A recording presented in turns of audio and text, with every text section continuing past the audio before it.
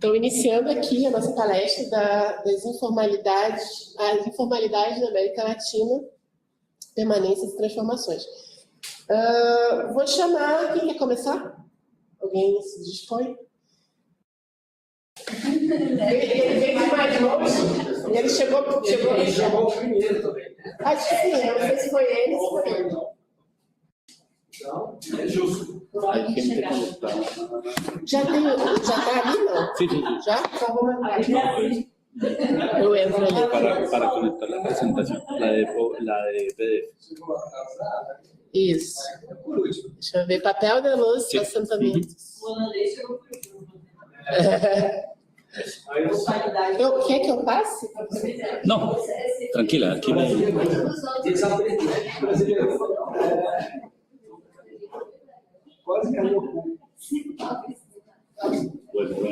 Buenas tardes a todas y a todos. Tratar de hablar despacio. ¿Sí? No entiendo el portugués, pero no lo hablo. Entonces, pues agradecer primero la invitación.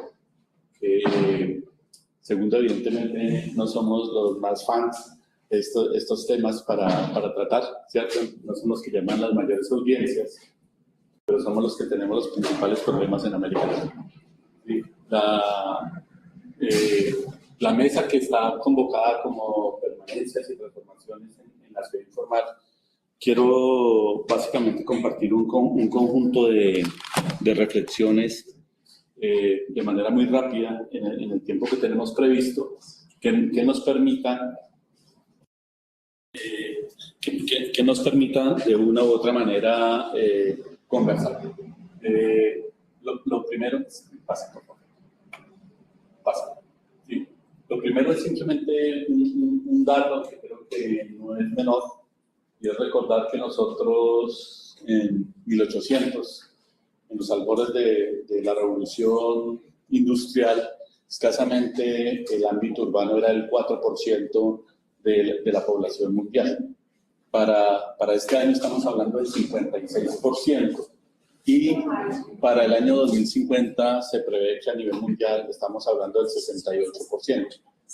Barrera que superamos de ser mayoritariamente rurales a urbanos, urbanos a rurales, en un escenario temporal hace muy corto. ¿Sí? Siguiente. Acabo de terminar el foro urbano mundial allá en Azerbaiyán, ¿cierto? Y el tema más complicado que vuelve y aparece es la vivienda.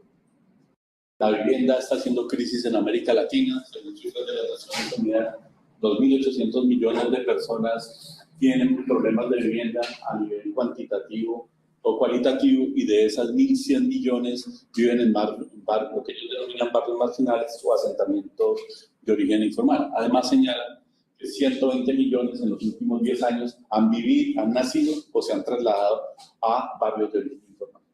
Entonces estamos hablando de un problema que no es nuevo, sino es un problema que por el contrario cada vez ha venido adquiriendo una mayor complejidad y dinámica, y que tiene comportamientos distintos a nivel mundial. Y aparece entonces nuevamente el problema de la vivienda, ¿cierto?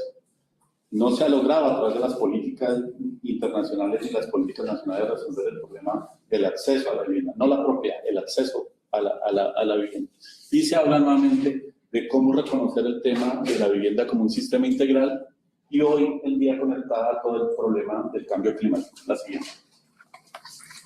Y hacen un llamado a replantear la vivienda como sistema, a enfrentar las presiones frente al tema de los costos y la especulación inmobiliaria, a reconocer que la vivienda y la justicia climática deben ser una prioridad, a ampliar la vivienda desde ese concepto de la resiliencia y el tema climático, y a convertir los compromisos en acción y gobernanza.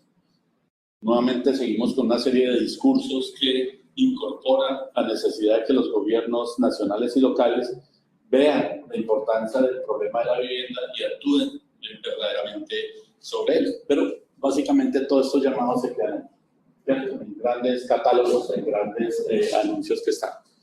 Recordemos que entre la década de los años 60 y los años 70, a nivel mundial lo que se planteaba era la política mundial de erradicación de tuguris. O sea, no era admisible bajo ninguna circunstancia que vivieran personas en condiciones de precariedad, ¿cierto? Las favelas, los asentamientos informales no eran admisibles y desde la sana lógica no deberían existir, ¿cierto? El problema es que no tenemos la capacidad, ni se ha logrado construir la capacidad de darle respuesta a ello, ¿cierto? Sin embargo, hoy ya no hablamos de erradicar, hoy hablamos de incluir, de incorporar, de mejorar, ¿cierto? De revitalizar, de reordenar, ¿cierto? O sea, de alguna manera, la dimensión ya no es un fenómeno, ya no es un problema, es un hecho urbano, ¿cierto? La informalidad es un hecho urbano. Y eso creo que es una cosa que tenemos que tener presente, ¿cierto? ¿Sí? No podemos seguir tratando la informalidad como un problema, sino como una realidad que está presente en términos de las dinámicas de ocupación de los territorios y particularmente en América Latina. Nosotros sufrimos un proceso de rápida y acelerado crecimiento fundamentalmente hasta los años 70 y bueno, después se expandió. Pero hoy, continentes como África y como Asia están en un proceso impresionante de ampliación de esa frontera urbana con dimensiones muy fuertes frente al tema de la informalidad. ¿Sí? Entonces, nosotros pasamos en los últimos 60 años de el 41.6 al 81.2, ¿cierto? Y a tener 654 millones de habitantes en América Latina. De esos, nosotros ya superamos la barrera de más del 80% viviendo a nivel urbano, ¿sí? Y particularmente se prevé que hacia el año 2035 esa población aumente en cerca de 53 millones, por lo tanto nosotros lleguemos hacia el año 2050 con 85 personas de cada 100 viviendo en las ciudades, sin que podamos atender las respuestas de lo que significa localizarse en la ciudad. Y por lo tanto, buena parte de esa población se va a localizar en el escenario que hemos llamado la informalidad. Siguiente. Ahora, el tema de la informalidad no es un tema nuevo, es un tema muy viejo, viene desde la colonia. Supongo que aquí en la colonia portuguesa y también en la colonia española ya existía la informalidad. Sin embargo, no existía ni en la magnitud ni en la complejidad que tiene hoy. No tenía ese relieve para mostrarse. ¿Cuándo se empieza a mostrar? Fundamentalmente a partir de la mitad del siglo pasado, ¿cierto? No existen estadísticas claras que den cuenta de cuál es el tamaño de la informalidad. Las cifras oficiales nunca muestran esas cifras, esos datos, ¿cierto? Lo que se estima, por lo menos en el caso de las ciudades, es que más o menos el 25% de las áreas construidas corresponden a sectores construidos de manera informal. Sin embargo, ojo, porque una cosa es la ocupación en términos del porcentaje del suelo y otra es la cantidad de población que vive allí. Y la población que vive allí oscila entre el 40 y el 45% de la población. Es decir, las áreas ocupadas informalmente tienen unos altos niveles de densificación superiores a muchas otras partes planificadas de la ciudad. ¿Sí? Entonces, ¿hacia dónde se dirigen los asentamientos informales? Entonces, primero, nosotros en este momento seguimos bajo una idea de que la informalidad ya no es un problema, sino que es una oportunidad vinculada con el desarrollo, con el modelo de desarrollo que tenemos. Y por lo tanto, el modelo de gestión basado en esquemas público-privados es el que busca, a través de este esquema, resolver el problema de las situaciones que se presentan allí. Eso lo inició el Banco Interamericano de Desarrollo, antes llamado la CAF, Corporación Andina de Reconstrucción y Fomento, ¿sí? Y la CAF, no, el BID, Banco Interamericano de Reconstrucción y Fomento, después se volvió el BID, y empezaron hablando de un tema que era el tema de los problemas del desarrollo, ¿cierto? ¿Cómo resolver los problemas del desarrollo? El problema del desarrollo era fundamentalmente cómo llevamos infraestructuras y equipamientos a los sectores con altos niveles de vulnerabilidad, ¿cierto? ¿De qué estamos hablando hoy? Hoy estamos hablando fundamentalmente de dos temas. Uno, el mejoramiento de barrios, el mejoramiento integral de barrios. Y el segundo que estamos hablando es el tema vinculado con la incorporación del suelo producido en los suelos informales, ¿cierto? Como un suelo habilitado para el desarrollo formal de la ciudad. ¿Sí? Sí, en ese sentido, ya no son solamente esos bancos, sino que también son una serie de agencias de cooperación y todos estos bancos que fueron los bancos de reconstrucción europeos que de alguna manera empezaron a buscar otras fuentes de trabajo de los recursos que tienen allí, como el KfW y otra serie de entidades que hoy están presentes en toda América Latina. Entonces, la ciudad informal hoy se convierte en un espacio privilegiado de la captura de rentas. Entendieron que los pobres tienen valor y que lo que está localizado en esa ciudad informal tiene un alto valor en términos de múltiples rentas, no solamente en términos del suelo. Se capturan impuestos, se capturan tarifas de servicios públicos, se captura y se habilita suelo para el desarrollo de procesos formales, entre otras actividades. Sigue.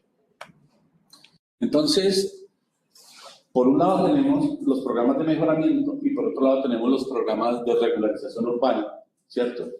Sí, en nuestro país lo llamamos legalización, pero tiene que básicamente con la incorporación de ese suelo a la dinámica del conjunto de la ciudad. ¿Qué permite eso? Al establecimiento le permite incorporar un suelo que ya se urbanizó, que ya tiene dotación, que ya tiene infraestructura, que ha logrado tener equipamientos, que ha logrado constituir espacio público con limitaciones y eso, pero que además tiene un volumen importante de población asentada. Por lo tanto, es un escenario importante del capital.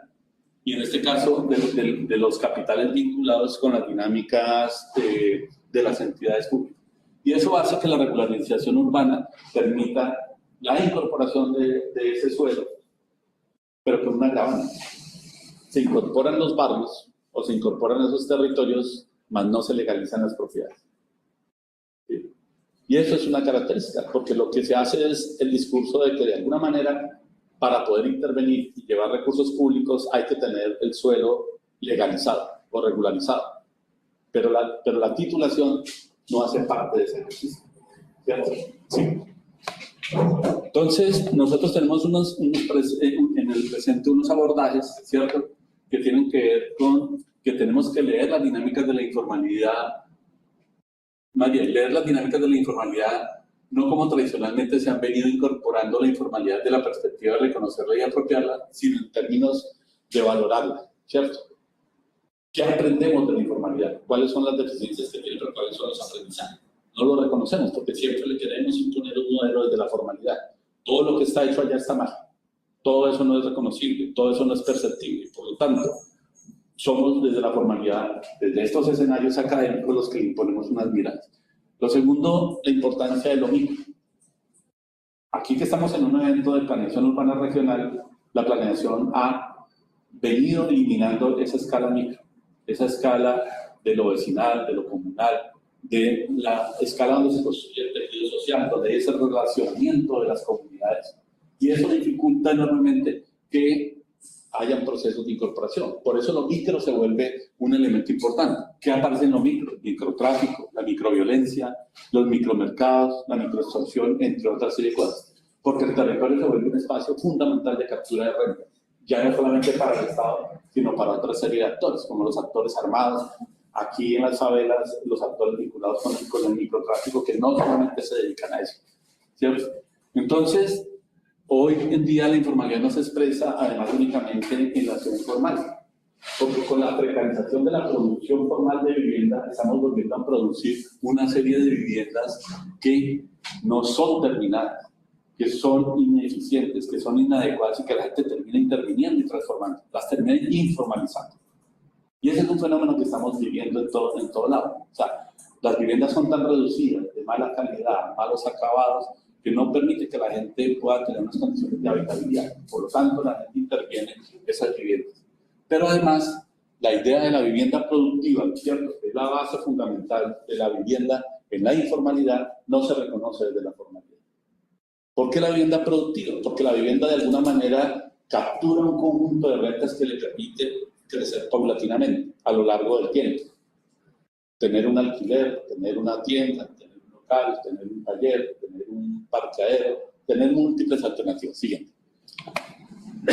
En esa misma dimensión, el tema de la verticalización de la ciudad, ¿cierto? ¿Sí? Desconoce de una u otra manera la posibilidad de que la gente pueda atender el tema de lo productivo. Y entonces hoy ya hay una dificultad adicional, es que en la expansión de la ciudad, el acceso al suelo informal, el acceso al suelo para la producción informal también se vuelve complejo, se vuelve dificultoso. Y entonces aparece un mercado de alquiler, que antes no estaba claramente establecido. Pero además aparece un mercado de subalquiler. Eso hace que de alguna manera los procesos de fragmentación de la vivienda informal también aparezcan como una característica presente hoy en día. Y por tanto, esos modelos de vivienda que se están ofreciendo desde la formalidad como alternativas a la informalidad no resuelven el problema. Los modelos verticalizados, los modelos reducidos de vivienda producida formalmente, los costos de acceder a esa vivienda, el empeño que tiene que ver con la producción a lo largo de los años siguientes. ¿Sí? Entonces, para el Estado, la informalidad se convierte en un escenario privilegiado de captura de rentas. Después de las crisis europeas, particularmente la española, ¿cierto?, con el tema inmobiliario y la crisis norteamericana, ¿sí?, en la última década del siglo pasado, los capitales migraron a América y encontraron que efectivamente había alternativas de localización y recaptura de rentas a través de invertir en la informalidad, ¿cierto? Pero lo barrial y lo vecinal no desaparecen en términos de la dinámica social. Y es que entender la informalidad solamente como un problema físico-espacial es un error, ¿cierto? La informalidad debe entenderse desde la perspectiva de quienes habitan el territorio, quienes lo construyen, quienes lo dinamizan. Y eso hace que lo barrial y lo vecinal, ¿cierto?, desde la órbita organizacional y territorial se vuelva un elemento fundamental, porque es lo que garantiza que esos territorios puedan avanzar. Entonces también se desconoce que lo informal tiene reglas, que lo informal tiene normas, ¿cierto? Que lo informal, ¿cierto?, tiene una serie de características dadas por sus propios ocupantes, ¿cierto? Pero asumimos que no, que todo se habla de un concepto, para mí equívoco, que es la espontaneidad. Espontáneo no tiene nada de la ciudad informal, ¿sí?, sino tiene un proceso bastante desarrollado. Y en ese sentido, reconocer esa diversidad y complejidad que tiene la ciudad informal implica pensar en un conjunto de políticas públicas que de alguna manera entiendan y valoren el potencial creador de la población de bajos ingresos y que permita que no solamente se instrumentalice el tema de la informalidad, sino que se reconozca como una alternativa para resolver las dificultades que tenemos. Pedro Abramo, que ha trabajado mucho aquí en Brasil sobre el tema, ¿cierto?, habla de cómo estos fenómenos urbanos cambian a lo largo del tiempo y habla de dos motivaciones. La informalidad clásica vinculada a la lógica de la necesidad, es decir, dónde resuelvo el problema del acceso a la vivienda. Pero la segunda, que es la informalidad social del mercado y motivada por el beneficio mercantil, más allá del beneficio de atender las necesidades específicas. ¿Sí? Entonces, de allí surgen unos interrogantes, porque no logramos controlar el problema de la informalidad. La ciudad se sigue expandiendo. Vamos a seguir creciendo poblacionalmente, ¿cierto? El Estado no es capaz de resolver el problema ni el mercado. Entonces, ¿qué va a pasar? Pues que el siglo XXI la informalidad va a seguir siendo una alternativa para la población de más bajos ingresos. Cada vez hay una distorsión mayor entre el acceso formal a través de un mercado regulado que cada vez es mucho más costoso y la posibilidad del acceso informal que plantea otras lógicas de mercado que le facilitan a la gente, ¿cierto? Ya sea la invasión de terrenos o ya sea la compra de terrenos para localizar pasajes, ¿sí? Y eso hace que nos preguntemos dos cosas. La primera es, ¿por qué se repiten los procesos de asentamientos informales casi con características iguales a hace 50 años, sin que las lecciones generadas por esos procesos urbanos las hayamos podido apropiar? ¿Dónde está el error? Porque es que estos fenómenos, estos procesos no son nuevos, son procesos que por el contrario han venido mutando y se han venido transformando, pero en términos generales aparece la siguiente. Y entonces, primero está la ineficacia de las políticas públicas. No logran resolver efectivamente entre las necesidades de esta población y las búsquedas de las alternativas. Todo se lo prefieren al mercado, como si el mercado quiera resolver absolutamente todas las posibilidades, pero no lo logra hacer, ¿cierto?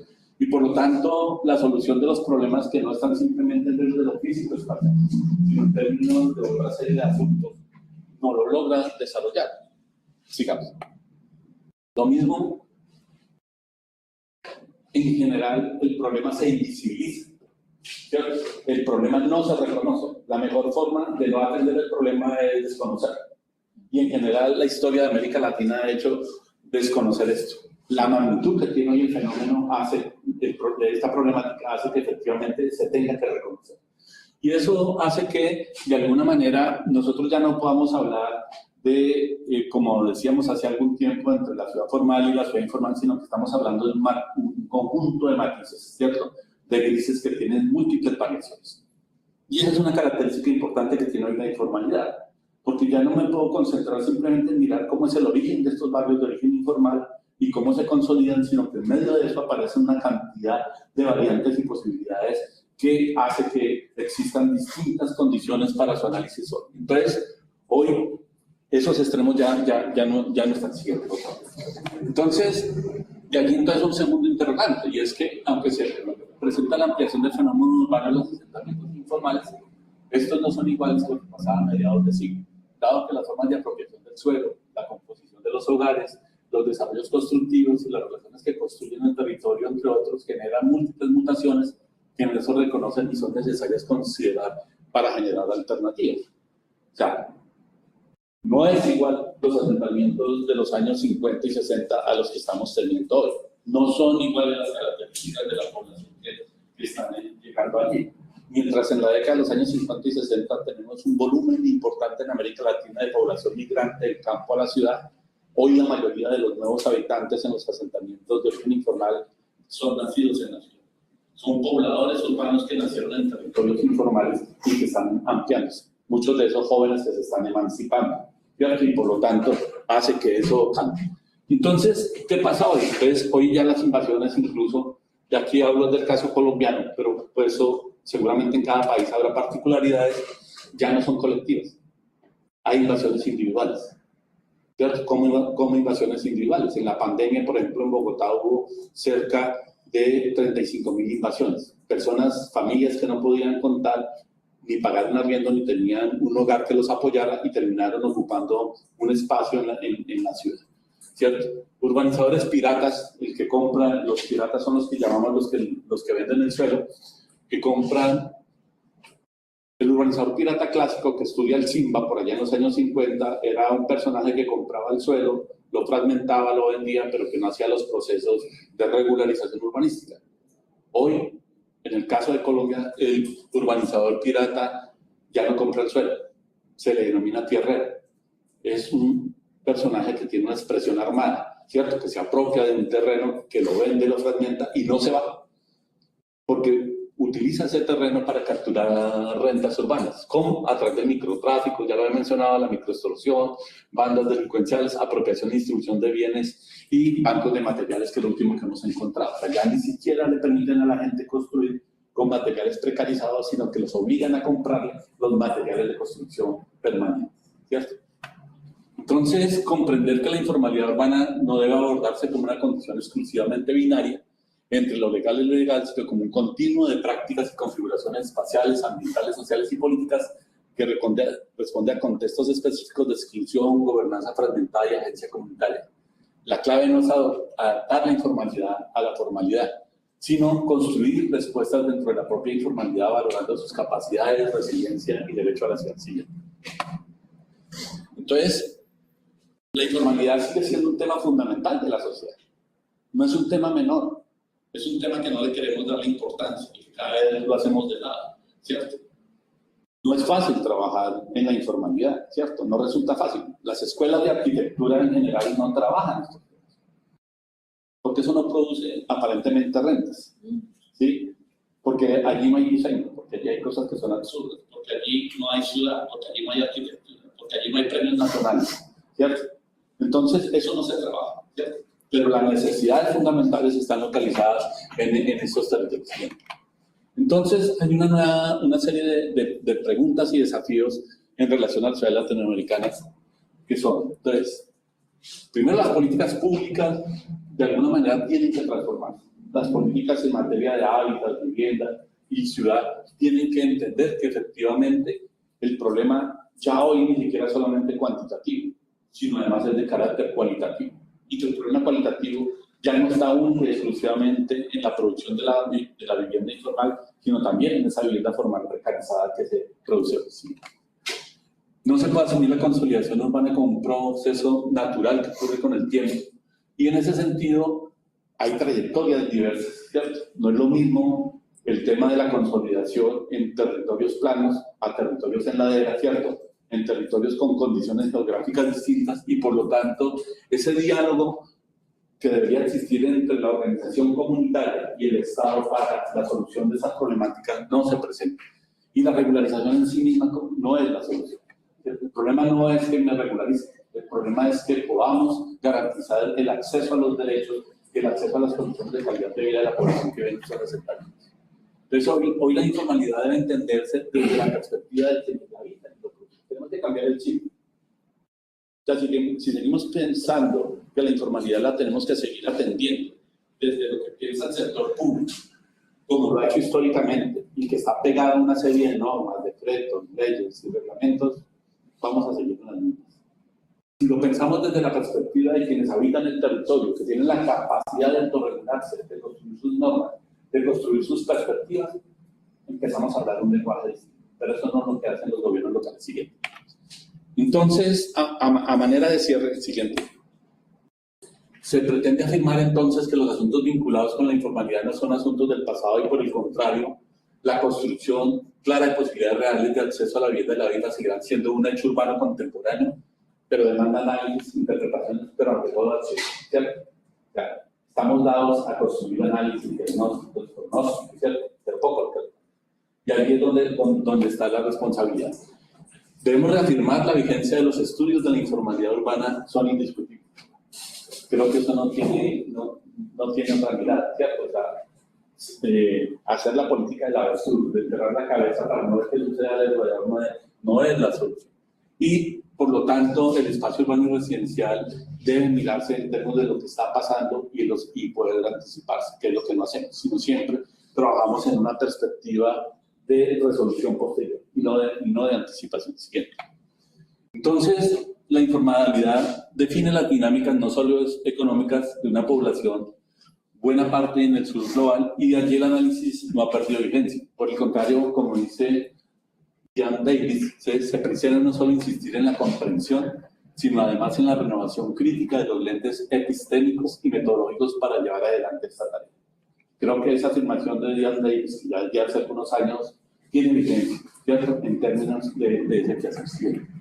Entonces tenemos la responsabilidad de conocer y analizar cómo la ciudad formal se nutre de la ciudad informal, ¿cierto? El desconocimiento de la ciudad informal, de las prácticas, de las dinámicas, de las lógicas que se desarrollan en su interior y durante el proceso de consolidación, hace que la única opción posible que se presenta para ella desde la mirada de lo formal es considerar la acción legal y normativa como la única posibilidad.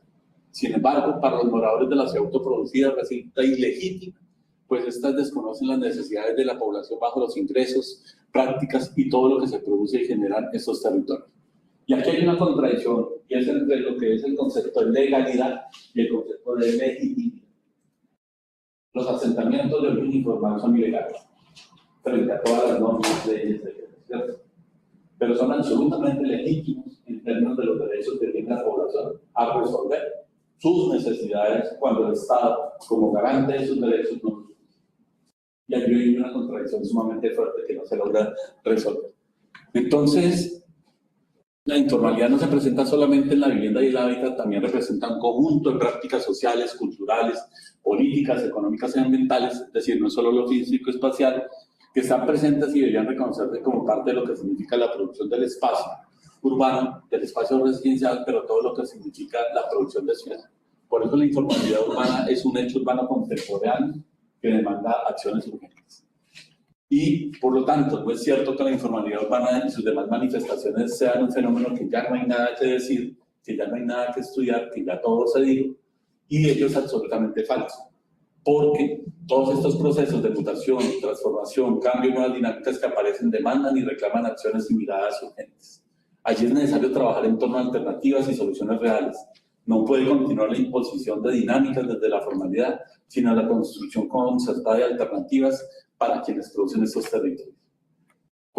Termino con esta, señalando que por ello nosotros, ¿cierto?, desde la academia, tenemos un papel fundamental, y es la responsabilidad de ayudar a visibilizar, pero también a construir alternativas frente a estas problemáticas presentes en toda América Latina. Problemáticas que no van a desaparecer en un escenario de corto plazo y que por el contrario, a partir de la situación endémica que tenemos actualmente y la crisis económica generalizada, la tendencia es a implementarse.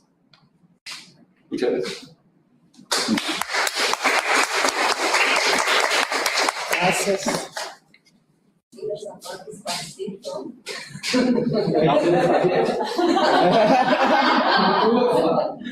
Exponencial. Começou razoável, muito temprano, mas depois a austeridade de tempo, toda a pressão, fez com que. Desculpa. Mas deu para entender. Não vai ter aí. Hablamos, Acho que o professor Hieron está com o slide. Rafael não, né? Então vamos melhor, professor Hieron, que a gente já termina os slides. Um incentivo para chegar na hora certa. Eu vou só mandar aqui. Eu tenho muitas figuras, mas de repente você me ajuda? Eu ajudo o quê? Precisa. Claro. O slide está aí? Né? Tá sim. Já colocou. Vou colocar agora. Mas estou compartilhando a webcam, mas que eu quero compartilhar a janela. Deixa eu ver. Não. Primeira vez foi, a segunda não. Parar compartilhamento da. Ah, tá. Bom, em primeiro lugar, muito obrigado pelo convite, pela organização, desse debate. Tudo que eu vou falar, na realidade, eu estava brincando, minha colega que está na coordenação do Sem Favela faz parte de uma produção coletiva, portanto, várias pesquisas que eu vou citar vêm do Centro de Estudos da Favela, Sem Favela, que é um centro localizado na Universidade Federal do ABC. Então, eu vou dividir minha exposição próxima em 3 blocos. Basicamente, eu vou rapidinho, inclusive, vou tentar ficar dentro do tempo, 20 minutos, né? Eu tenho, é isso?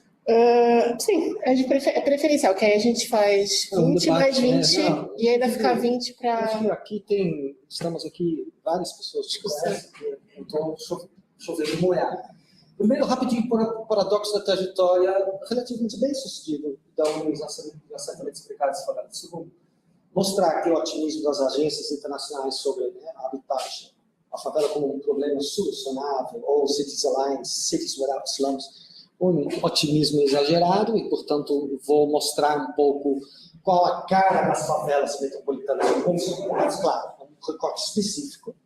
Terceiro, eu vou fazer, uma vez que o tema foi temporal, né, as continuidades, transformações dos assentamentos, eu vou fazer uma ousadia, uma provocação, tentar fazer uma leitura temporal, que eu chamo, né, basicamente, a ideia favela em movimento. Né? Nesse movimento tem continuidades e tem transformações. Eu vou tentar chegar a partir de um olhar quase sociológico para esse tema. E, se tiver tempo, algumas questões para debate, mas se não, a gente deixa isso para as discussões.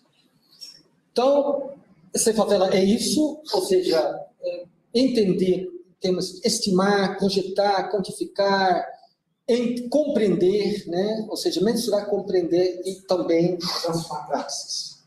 Próximo. Com base nisso, primeiro ponto, paradoxo da trajetória brasileira. Próximo. Que, de certa forma, é uma trajetória que evoluiu, né? É uma curva de aprendizagem relativamente rápida das políticas públicas brasileiras. Ou seja, muito na linha internacional, de uma fase de erradicação, de não reconhecimento militar. Na década de 80, as primeiras experiências pioneiras, né, de Diadema, BH, Recife, sem respaldo federal. E a partir da década de 90, da PIB, reconhecimento inicial do governo federal sem dinheiro, meio das políticas de austeridade, chegando, né, no governo Lula, o PAC, basicamente ganha escala, né, o Bolsonaro e o Deodal, um estudo que fizeram, colocaram o rótulo, né, urbanização de favelas além da fase de incubação. Né? Você tem dinheiro, você tem arcabouço de regulação e você tem, de certa forma, regras, dinheiro para as entidades subnacionais desenhar e implementar as suas políticas. Próximo. Eu não vou entrar nisso, as abordagens começam, evidentemente, isso do artigo que eu citei da Rosana e Adalto, né? As políticas, as abordagens começam a ficar cada vez mais complexas, porque os próprios favelas se transformam. Próximo. E, a partir disso, né, conforme eu falei, para além da fase de incubação. Qual o paradoxo? Próximo. O paradoxo é o seguinte, que já foi sintetizado nessa literatura, né, no balanço, inclusive, foi feito por esses dois pesquisadores sobre o alcance do pacto. O paradoxo é o seguinte, de fato, uma tentativa de desencadear políticas para a melhoria das condições de vida, né, políticas básicas de reconhecendo a legitimidade da produção cotidiana da vida nesses assentamentos, mas, ao mesmo tempo, os problemas, as intervenções não terminam, são, de certa forma, camadas não acabadas de programas, e novos problemas surgem. E as favelas não param, efetivamente, a dinâmica imobiliária, que sempre existiu, né, como foi colocado na arguição, na palestra anterior também, mostra que a efervescência desse mercado imobiliário gera novas complexidades para as intervenções. Então, esse é o paradoxo. Você tem, de um lado, um programa que alcança escala, por outro lado, não são intervenções complexas, cada vez mais complexas, capacidade estatal muitas vezes falta, e ciclos políticos que complexificam terminar essas operações. Né? Próximo. Esse é o paradoxo. Segundo, então, aí eu vou pedir para você mostrar rapidinho, né, as cidades com favelas, ou seja, o contrário dessa ideia modernista, né, das agências, a ideia dos cities lines, a agência das cidades, né, uma política de dois pilares. De um lado, aumentando a escala das políticas de organização de favelas, upscaling sono upgrade. Do outro lado, planejamento, né, planejamento para evitar que novas favelas proliferem, né, a ideia de city development strategies, quem não lembra, né, ou seja, a ideia modernista desses dois pilares, remediar e antecipar novos problemas, né, isso mostrou basicamente hoje nos temas de dinâmica da população, cidades capitalistas e favelas. Igual, cara, as favelas não correspondem com essa ideia, né, de baixa densidade, periférica, né, a ideia da economia urbana neoclássica, que você tem baixa densidade. Alta densidade, próximo. Problemas de qualidade de vida, falta de sol, sobrecarregamento das infraestruturas, que foram muitas vezes financiados com a rede pública. Próximo. Aqui também, reocupação, outro problema, né, chamadas liberdades, né, extremidades, liberdade construtiva do Pedro, né, Pedro Abramo, na fase anterior, geram, de certa forma, extremidades negativas, né, no sentido de reocupação de áreas que foram objeto de intervenções de fase anterior. Então, você tem, de fato, não apenas os caras que não dão conta do mercado, que é o mensagem neoliberal. De fato, os territórios ficaram muito mais complexos. Próximo. Aqui um pouco sobre a dinâmica imobiliária que eu mencionei. Aqui é uma verticalização de um tipo, né, não padronizada, incremental, aquela ideia, né, clássica de Aldo, Teresa Caldeira, etc., outros autores, né, incremental, não padronizado, mas tem outras, né? A figura do promotor imobiliário, a gente precisa conhecer de fato mesmo. Vai além do modelo, né, que foi mencionado, um modelo muito importante, né, um modelo pioneiro do Pedro Abramo, né, do assentamento popular consolidado na favela, circulação e o mercado de produção do loteamento clandestino. Hoje nós temos muita produção imobiliária dentro da favela. Precisamos, portanto, conhecer melhor, empiricamente, mas também teoricamente complementando a ideia de produção dos loteamentos clandestinos, circulação da favela, assentamento popular consolidado. Precisamos complexificar, inclusive, via está coordenando esse pesquisa imobiliária no nosso centro. Né? Então, aqui temos uma outra produção. É padronizada, é rápida, é fact-booked, provavelmente profissional, não é apenas um tráfego. Às vezes é um tráfego, cada caso, às vezes é um promotor imobiliário que veio de fora. Portanto, precisamos entender melhor, precisamos abaixar a bola e, de fato, conhecer melhor a efervescência, complexidade e a variedade desse dinâmico imobiliário. Próximo.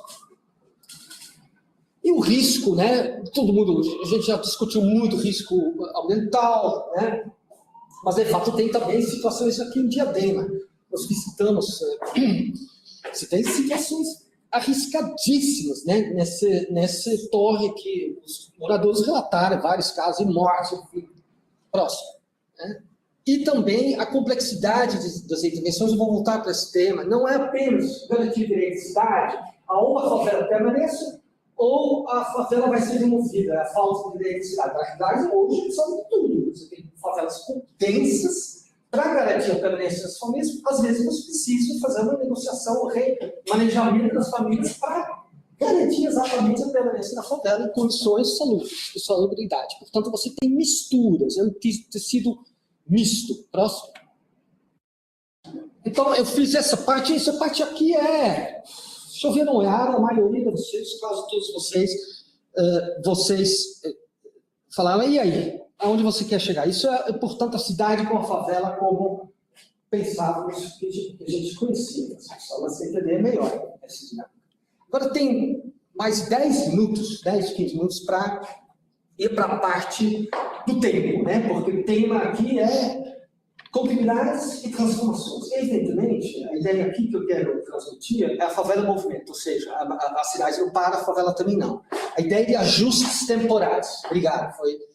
Porque aqui nós temos, portanto, nós estamos falando de favelas, moradores, famílias, né? Pessoas que buscam reproduzir a vida cotidiana nesse espaço. Portanto, estamos a partir de uma perspectiva temporal, presente e futuro. E tem, portanto, no meio dessas expectativas. Como é que essas expectativas são frustradas e são reajustadas em função da dinâmica da vida cotidiana? A ideia aqui é aprofundar um pouco a questão temporal do ponto de vista de ciências sociais aplicadas. Esse é um pouco... Eu não vou entrar nesses outros, depois eu vou mostrar o último artigo que nós produzimos no centro, que está baseando mais ou menos essa exploração conceitual, empírico conceitual, a ideia de expectativas ficcionais. Parece uma ficção, a ficção, na realidade, não é. É criar mundos. A ideia, né, de expectativas ficcionais não é a ideia da literatura, que a ficção é uma compreensão da realidade. Aqui é a mediação entre o presente imperfeito e o futuro desejado vai a partir de uma produção relacional do espaço, no sentido concreto. E, portanto, né, em inglês, World Informality, a ideia de constituição disputada de mundos e a mediação, né, porque não é só de indivíduos, estou falando de grupos, né, classes sociais. Portanto, são projetos políticos e intelectuais que mediam os processos de tomada de decisão no sentido da transformação da informalidade na vida cotidiana. É essa ideia que eu queria transmitir para vocês. Próximo. Eu vou fazer 3 exemplos, sem, evidentemente, exemplos dialogando com essas transformações que eu mostrei na primeira parte da minha exposição. Primeiro é a ideia, né, de presente para futuro. A fatalidade da política de urbanização das favelas que ocorreu no Brasil. Como é que foi? Essas experiências pioneiras da década de 80, de Diadema, né, do lado da sua universidade. Tem mais ou menos uma ideia de uma praxis, né, fortemente inspirada pelo direito de cidade, quase no sentido lefebvriano, né, no sentido de aqui e agora, vamos botar a infraestrutura, Rafael vai provavelmente complementar a trajetória de pesquisa dele, ele é especialista nisso, né, de nem sempre se preocupar imediatamente com questões de regularização fundiária. Já temos um caso que o PSP foi bem claro, né? Botar infraestrutura de saneamento, rua de acesso e ponto. A questão da titulação fica para uma outra fase. E, portanto, muito impulsionada pelo direito à cidade, presente para o futuro. Próximo. Mas isso ficou, né? A complexidade que eu já mencionei, não vou repetir. Esse paradigma, esse projeto político intelectual foi se mudando. Por quê? Né? Em função daquilo que eu mostrei, né? A cidade é uma favela, complexidade, direito à cidade não é o binômio, ou a favela fica, ou a favela vai ser removida por um governo autoritário. Na realidade, você tem uma articulação imobiliária, né, intersetorial, o saneamento com drenagem, quem mexe com drenagem, sabe melhor do que eu estou falando. Né? Você tem que, às vezes, remodelar o bairro em prol do direito à cidade. Portanto, próximo. Eu estou chegando basicamente à ideia que, olha, as operações de urbanização e assentamento explicadas favelas dialogam cada vez mais com a ideia de reformismo, ou seja, você precisa garantir a função social da propriedade, forma participativa. A realidade onde eu quero chegar, direito de cidade, valor de uso, depende do valor de troca em todo lugar. Ou seja, você, por exemplo, no reassentamento, você tem que achar terra, você tem que pagar aluguel da emergência. E gera uma crítica, inclusive, às vezes legítima, de consolidar situações de transitariedade permanente. Ou seja, portanto, esse paradigma, né, a provocação de direito à cidade, praxis que agora a infraestrutura vai ficar cada vez mais complexa, vai se alinhando, de certa forma, com o ideário modernista progressista do planejamento, né, em prol da função social da propriedade. Portanto, você precisa articular muitos proprietários, né, dentro e fora da favela. Próximo. Segundo exemplo. Ressalta-se, enquanto o primeiro exemplo das fatalidades de eleições foi o presidente da Futuro, o segundo projeto político-intelectual chamado de mercado, né, um projeto bastante sedutor, com uma espaço-temporalidade diferente do futuro para o presente. Quem não lembra, né? Circulação de ideias, década de 80, eu estava no Banco do Povo de Santo André. Qual foi a temporalidade?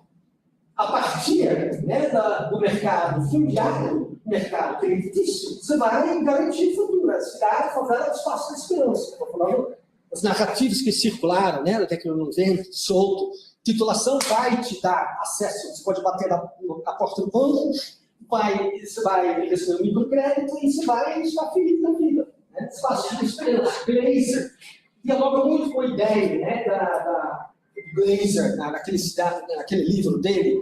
Fala, o favelado no Rio de Janeiro, ele está ruim? Sim, está ruim, mas ele está muito melhor que ele estava quando ele estava morando no sertão do Nordeste. Lembra dessa ideia? Então, esse é um projeto político que não emplacou, sabemos disso, no Brasil, porque o mercado, gente, de solto, não precisava ter título para ter uma eficiência no mercado imobiliário. Claro, as próprias operações de urbanização de favelas se entrelaçaram com esse mercado, né? Porque, de certa forma, a infraestrutura gerou uma certa segurança do posse, né? Segurança não, aumento do sentido de segurança, né?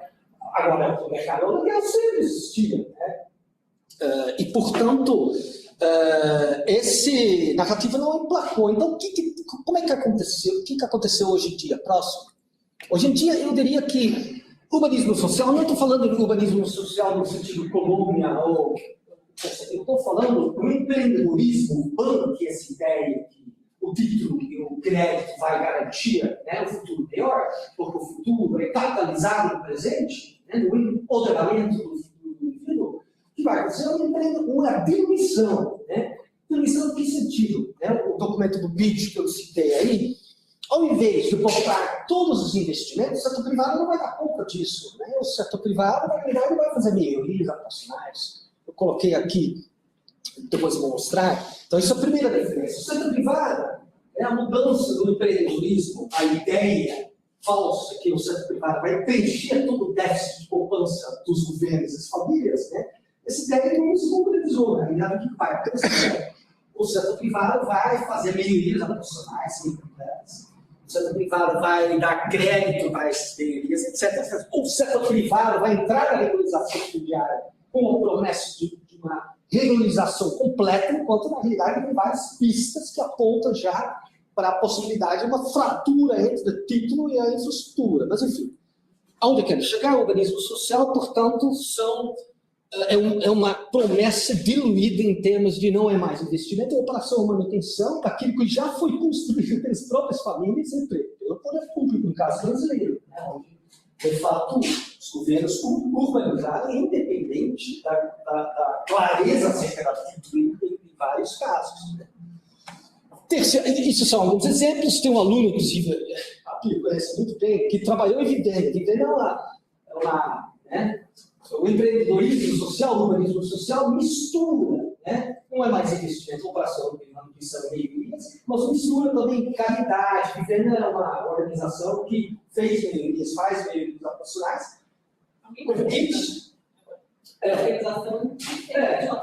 Exatamente. Tem dinheiro de caridade, tem os governos entrando. Né? Resultado, a conta não fecha. Né? Nós fizemos uma pesquisa Vidênia quase todo ano com um déficit, né? E, portanto, próximo. E de forma mais. São sempre reformas mais menores, né? Que eu queria mostrar, vai para frente. São reformas que não dão conta da complexidade dos problemas. Né? Tem uma pesquisa, próximo. Essa pesquisa, precariedade de porte para dentro, requer muito mais. Né? Uma pesquisa que eu lembro usando o final da coordenadora Leonardo, que é o secretário, coordenador executivo dessa pesquisa, mostra complexidade, as interdependências em função da densidade dentro das favelas, que uma melhoria operacional no sentido de melhorar a cozinha não vai dar conta do mercado. Nas regiões, nas favelas, nas regiões metropolitanas consideradas. Portanto, essa metodologia está lá e está no site C Favela e nós estamos trabalhando, aplicando essa metodologia em vários lugares. Né? E, portanto, conclusão, você precisa de muito dinheiro, muitos recursos, problemas complexos, operações clássicas de urbanização estavam olhando para outro recorte territorial e esses problemas estão batendo na porta de forma bastante intensa. Próximo. Terceiro, tem mais tempo? 42. Estamos no... Me dá mais 3 minutos, eu fecho. Tá? Temos a austeridade de tempo. A questão da comunidade. Né? O tempo linear do século, urbanização, autoprodução, autoconstrução do século XX. Tempo linear no sentido de um projeto mais ou menos claro de autoconstrução. Esse projeto político atual de autoconstrução, não estou dizendo que não existe mais, claro que existe. Mas esse processo ficou, né? Nós temos inclusive um vídeo que foi feito pela Favela, mostra próximo. Né? Quais histórias de urbanização contadas pelas nossas favelas? Um vídeo que a gente fez em parceria com o movimento que fez as favelas da Zona Leste, muito lindo. Um documentário. Um mini documentário. Obrigado. Eu pausei aqui, tá? Não, ela me interrompeu, então. ela tirou meu raciocínio. Então, isso é um momento de ver claramente as condições, né, duras vezes, os moradores, botando a própria saneamento, né, esgotamento, enfim. Mas o projeto linear. Hoje em dia, eu diria que esse projeto foi próximo para não é autoconstrução em si, é autogestão, eu diria autogestão dos meios de subsistência. Né? Ou seja, a ideia é que é uma gestão da vida cotidiana dentro e fora da favela. Ou seja, né, portanto, a construção do projeto de vida, que não necessariamente, Teresa Caldeira, nos últimos textos dela, né, ela cita Pragmatic, Restless and Transitory Frameworks, ou seja, a ideia que não é mais um modernismo tempo linear, errático, transitando, né, basicamente nas favelas, os conjuntos habitacionais, no aluguel inexercial, e não é o rentismo comunitário, né, que inclusive o pessoal do PH analisou isso como, né, algo que precisa ser estudado melhor, porque hoje você não tem mais industrialização, urbanização com baixos salários. Hoje você tem, como o Tiago Cartier escreveu, né, você tem urbanização e industrialização sem salários. Ou seja, parafraseando o precariado urbano do Harvard, né, como é que é esse rentismo comunitário? Será que é a preço de bananas, como é sugerido pela literatura imobiliária, né? Falar, não, estamos entre nossos extremidades de vizinhança. Será que é isso mesmo? Porque, na realidade, esses projetos comunitários se encaixam numa fronteira complicada entre o narcotráfico, que aqui já foi mencionado, a desindustrialização portanto, e o desejo de se afirmar como empreendedor. E, portanto, eu diria que esse conceito tem uma dimensão imobiliária importante, mas acaba gerando também projetos de turismo das favelas, cultura, arte. Eu acho, aqui eu vou fechar, a academia precisa romper um pouco esse dicotomia. Qualquer empreendedorismo é superficial, tal, né? Por outro lado, não dizer também que o empreendedorismo é a sua esperança automática. Eu acho que, ao meu ver, precisamos complexificar os limites e potencialidades desse processo, né, de autogestão dos meios de subsistência. E, por fim, fechando mesmo, né, essa autogestão tem, evidentemente, trabalhos interessantes, né? Esse é um projeto que você está acompanhando, né? São os PCRAs, né? Os planos comunitários de redução e adaptação do risco, as próprias comunidades lidando com, digamos assim, as externalidades imobiliárias, né? As áreas de risco. Já tem esse plano está aí pronto. Mas eu queria concluir mesmo, o último slide, o projeto que foi feito em Vila Joaninha, próximo. As questões de moradia, duas questões. Primeiro, a agenda internacional já foi colocada, eu acho que a América Latina é evidentemente central, as diferenças, semelhanças. Eu diria que nós estamos também tentando dialogar com os companheiros da Índia, na África do Sul, enfim.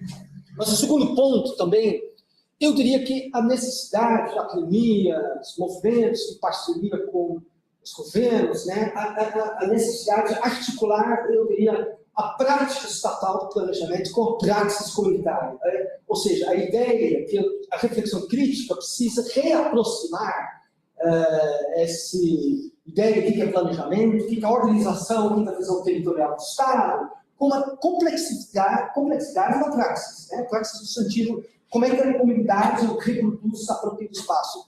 Um exemplo disso, e aí eu acho que a ponte, talvez, o próprio Rafael, né, considerando que ele tem pesquisado muito isso, o limite de potencialidade, por exemplo, na regularização nas favelas à luz da proliferação do aluguel com múltiplos proprietários. Sabe aquela ideia, nós vamos dar um título para cada um.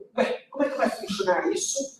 Quando você tem um cara que tem 40, 50 propriedades informadas, a realidade é dono da construção. Né? Então, vai dar 40 títulos. Por outro lado, é possível pensar arranjos diferentes do aluguel popular, né, que articula, né, algo diferente, fora da caixinha, enfim, esse é só um exemplo da necessidade de articular a política, o planejamento progressista, né, em prol do direito à cidade, como a praxis, como ela se complexificou, porque não é apenas autoconstrução. Era isso, desculpa, eu me estendi com 2, 3 minutos, mas espero que eu falei talvez tão... Como eu estava rindo de você, Carlos, mas na realidade eu também não falei muito devagar. Obrigado. Então, tá. Obrigada, professor. Agora vamos passar para o professor Rafael. Já que você não vai apresentar, é só... Você que sabe, mas aí você tem que aparecer ali na tela, né? Na tela. Ah, tá, mas é aqui, né? Foi, né? Tá aparecendo. Tá aparecendo, sim. Bom, deixa eu botar aqui 20 minutos. Bom, gente, então, eu queria agradecer o convite. Acho que foi muito pela Karina, acho que ela não veio, né? Ela teve um acidente na mão, então, toda a organização. Bom, acho que fica difícil quando a gente... As 2 primeiras falas, porque a gente fica querendo dialogar, mas eu vou tentar seguir um pouco a minha linha aqui e alguns pontos articular e tocar com as questões que já foram ditas. Eu vou tentar ficar preso aos 20 minutos. Eu não vou prometer que eu vou falar devagar, porque aí já fica, porque eu não vou falar. Tá? Então não vou... Então, um ponto importante, assim, eu pensei da gente colocar 2 pontos, talvez dar um passo anterior, porque e me localizar um pouco o que eu sou em termos de formação. Eu sou advogado de formação, então por isso que tem toda essa discussão também com direito, mas eu acho que hoje eu sou historiador. Então, e aí eu vou tentar trabalhar um pouco essa perspectiva, mas eu dou aula no serviço social. Mas eu vou tentar entrar um pouco nesse debate e tentar colocar um pouco alguns pontos em termos históricos, chegando até os dias atuais. Né? Eu acho que um ponto importante é que o próprio termo informalidade é um termo complexo. Enfim, a gente não vai entrar nesse debate, mas é um termo dos anos 70. Eu vou depois voltar nisso, porque vai ser importante fazer essa articulação e como é que ele vai ganhar uma proporção, sobretudo em termos internacionais, importante, talvez se sobrepondo a uma discussão que dos anos 40 até os anos 70 estava muito voltado ao debate da marginalidade, né?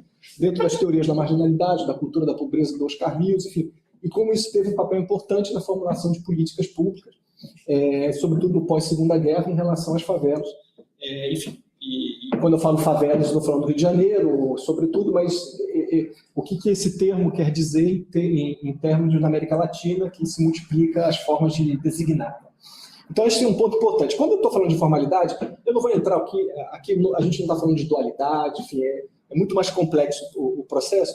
Eu acho que tem três conceitos assim, que eu trabalhei em momentos diferentes. O primeiro, da informalidade como dentro de uma lógica das políticas públicas em relação às favelas, de uma tolerância precária, né? Enfim, no sentido que o Estado, durante muito tempo, tolerava aspectos da favela, mas não reconhecia esses espaços. Então, por exemplo, você tem água, luz nas favelas, desde os anos 20, 30, estou falando pelo menos do Rio de Janeiro, mas era proibida a conexão das casas nas redes públicas oficiais, já que não se queria, de alguma forma, reconhecer de fato, ou seja, consolidar. Dentro da perspectiva da tolerância precária, o que estava em jogo era manter a precariedade e a provisoriedade desses espaços de maneira que eles pudessem ser removidos a qualquer instante, né? É claro que isso vai ter todo o desdobramento, impacto em termos políticos, mobilização política, de articulação e etc. Um outro ponto também que eu trabalhei foi a informalidade como recurso urbano, né? Enfim, então, em muitos contextos, em muitas situações, pela informalidade eu consigo, dentro de uma perspectiva lefebvriana, de acessar a cidade, em termos de mercado imobiliário, em termos de localização.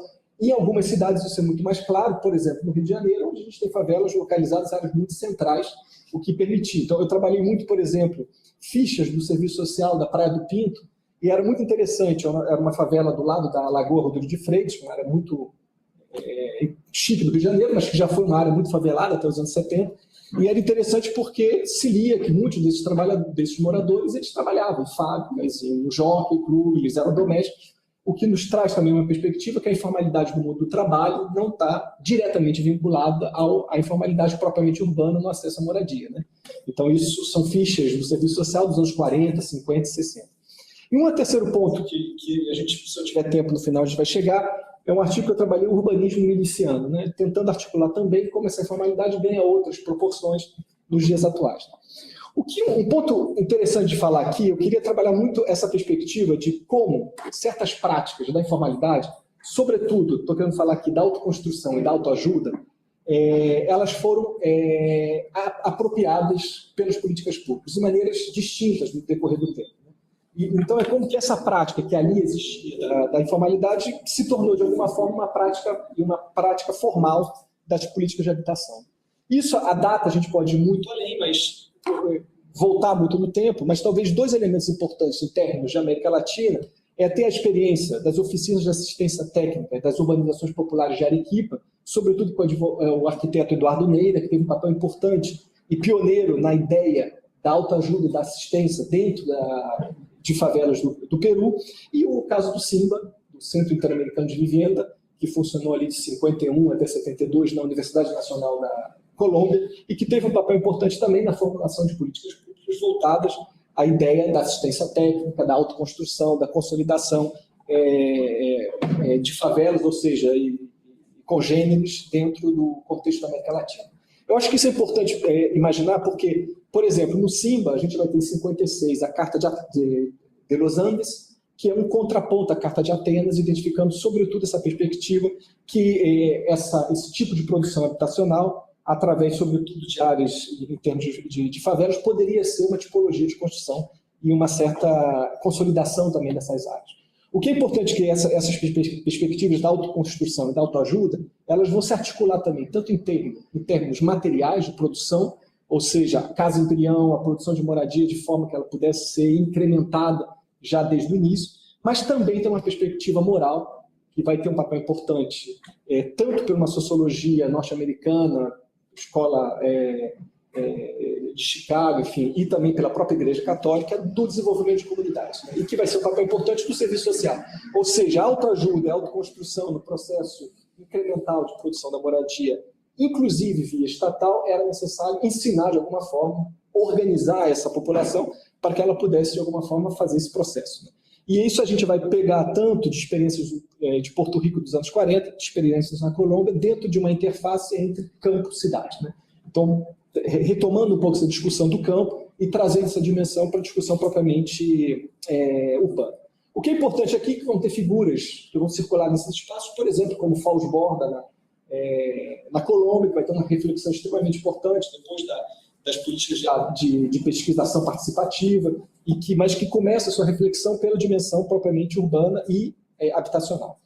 Aqui o que é interessante é que essas experiências elas vão ganhar uma proporção maior, por exemplo, com a figura do John Turner, né? Então, que não é pioneiro nesse tipo de reflexão, mas ele vai ter um encontro com o Eduardo Ney, ele vai ter uma experiência em Arequipa no final dos anos 50 e 60, e a partir disso ele vai iniciar, sobretudo nos anos 60, a ideia do freedom to build, a liberdade de construir de uma maneira um pouco mais anarquista, mais comunitária dentro desse processo, talvez não propriamente voltada à dimensão da autoajuda e da autoconstrução, mas que o que eu quero falar é que tem uma produção que é propriamente latino-americana, dentro da reflexão que vai ser dada.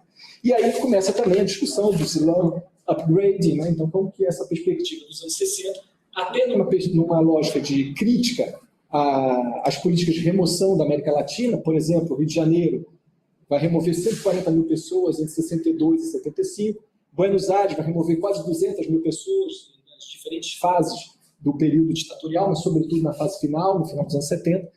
E a gente vai ter uma série de experiências no México, no Brasil. Então, por exemplo, no Brasil, no Rio de Janeiro, a gente vai ter a CODEIXO, a Companhia de Desenvolvimento de Comunidade, que dentro de uma literatura mais carioca é muito conhecido, que é o Carlos Nelson Ferreira dos Santos, que tem toda uma reflexão que vai ser dada dentro da ideia de uma casa embrião, de produção coletiva, de desenho coletivo e co-participativo com os moradores, dentro do processo de produção da moradia.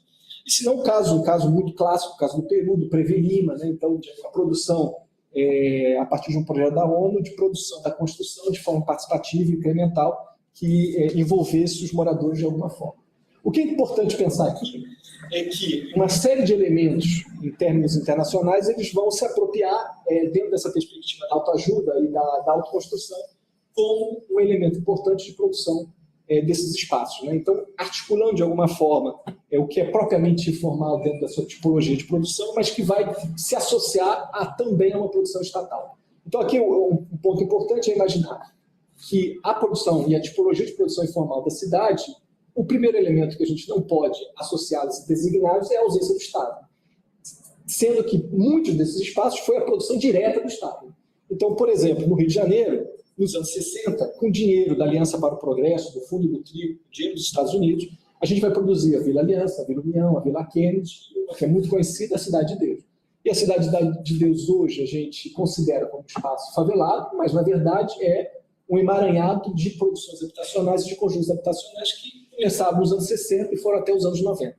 Então, o que isso está em jogo? Daqui a pouco eu vou falar também dos puxadinhos, então como essa informalidade vai se associar também a isso. Então, dentro desse período, a gente pode falar dos anos 60, desse esforço internacional, até talvez a Habitat 1 em Vancouver, começa a se apropriar de alguma forma, dentro desse esforço, um papel importante dentro, em caso da América Latina, de um esforço de ação comunal, né? Então, por exemplo, as juntas de ação comunal na Colômbia, o Centro de Desarrollo Social para a América Latina, o DESAL, do Chile.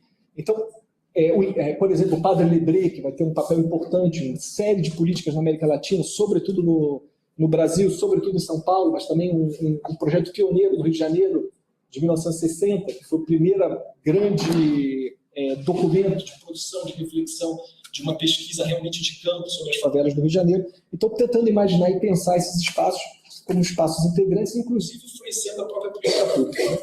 Talvez em algumas cidades isso foi muito mais forte, a ideia que as favelas e essa informalidade, ela era de alguma forma parte integrante da cidade. Talvez no Brasil, a gente poderia falar um pouco o caso, por exemplo, de Recife, né? Então, o primeiro censo de Recife dos mocambos data ainda do final dos anos 30, né? Então, uma compreensão que esses espaços eram necessários a identificação de uma unidade específica e de a construção de dados sobre esses espaços. E se não, o Rio de Janeiro. Né? Então, desde o final dos anos 40, 48, a gente já tem um censo, que depois esse censo será nacional a partir dos anos 50, mas de pensar, por exemplo, nos anos 30, eu consegui encontrar um documento da política de Pedro Ernesto, que foi um prefeito dos anos 30, de definição das escolas na cidade do Rio de Janeiro, e esse documento falava é preciso instalar as escolas dentro da ideia da escola nova, todo o projeto, né, dos anos 30, onde estão as pessoas, ou seja, onde estão as favelas. Né?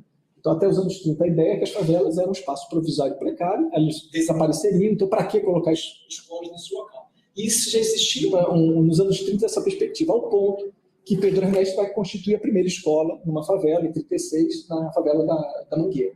E isso, claramente, uma ideia política, um interesse por parte dele de uma inserção no mundo do samba. Enfim, isso é importante. Aliás, por exemplo, como esses atores vão ter papéis importantes, por exemplo, em uma favela com uma escola de samba importante do Rio de Janeiro foi removida nos anos 60 e 70. Então, Mangueira e Salgueiro teve tentativas de remoção e não foram. Então, para imaginar também como esses atores nesses espaços acabam exercendo um papel importante em várias dimensões.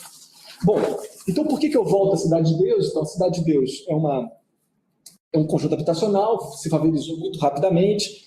A ideia de ser realmente uma favela, e é interessante como a gente vai articular essas dimensões, desenvolvimento de comunidade, a ideia da autoajuda. Eu entrevistei o José Batolato, que foi o arquiteto que desenhou a Cidade de Deus. Eu entrevistei, ele faleceu 2 meses depois, né? Então ninguém mais me dá entrevista. E aí tem uma série de dimensões técnicas que ele vai constituir, que era a ideia enfim, sem os muros, a casa no meio, a constituição, por exemplo, do esgoto no final do lote, né? De maneira que ele pudesse ser compartilhado, né? Do lote de cá, do lote de lá, para baratear o custo. Mas uma coisa que ele falou que era interessante, ele falou, grande parte do que eu fiz foi baseado no que as assistências sociais me traziam das favelas.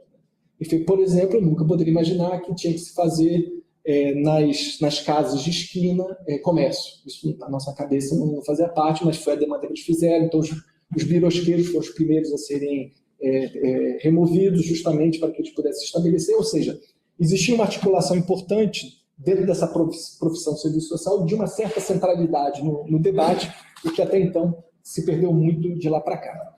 Bom, o que é importante, então, que parte dessa reflexão da autoconstrução, da autoajuda, obviamente, por exemplo, na perspectiva do Turner, tinha uma perspectiva muito mais comunitária, de esforço, de produção coletiva, ela passa a ser absorvida pelos órgãos internacionais.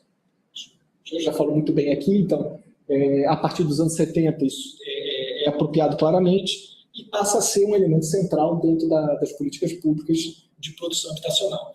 Isso vinculado também, de alguma forma, com a ideia da provisão do acesso à propriedade privada. Então, a gente pode acrescentar esses debates, por exemplo, a partir de alguns anos posteriores, a Renan Pessotto, a questão da regularização fundiária, do acesso ao título como elemento central, e que isso não está... Se a gente começa a pensar isso, obviamente, o que está em jogo aqui é uma política mais ampla também de produção, de formatação, né, das áreas... dos grupos populares e de uma constituição claramente de um modelo de cidade que estava sendo definido. E aqui a gente vai ter uma série de elementos, experiências em termos nacionais já foram ditas, no Rio de Janeiro especificamente, do final dos anos 70 até os anos 90, o Rio vai se tornar um grande laboratório de políticas públicas, né? Inclusive nas escalas distintas de poder. Então a gente vai ter um projeto enorme do governo federal, via Promorá, o projeto Rio.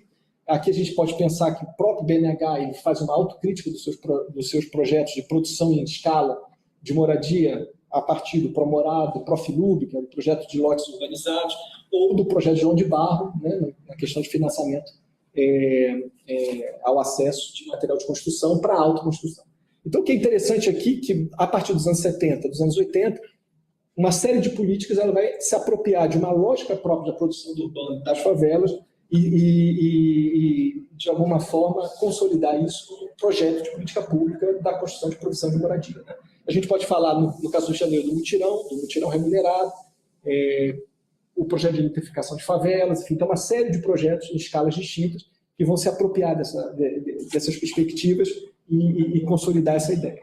A partir dos anos 90, talvez a gente comece a ganhar uma escala um pouco distinta, mesmo que seja via grandes grupos, financiamentos internacionais, pouco presença do governo federal, mas a gente pode falar 2 casos, por exemplo, o Programa Integral de Melhoramento de Bairros Subnormais em Medellín, o PRIMED, que já era uma escala mais ampla de reflexão dessas intervenções, e no caso do Rio de Janeiro, o Favela Bairro.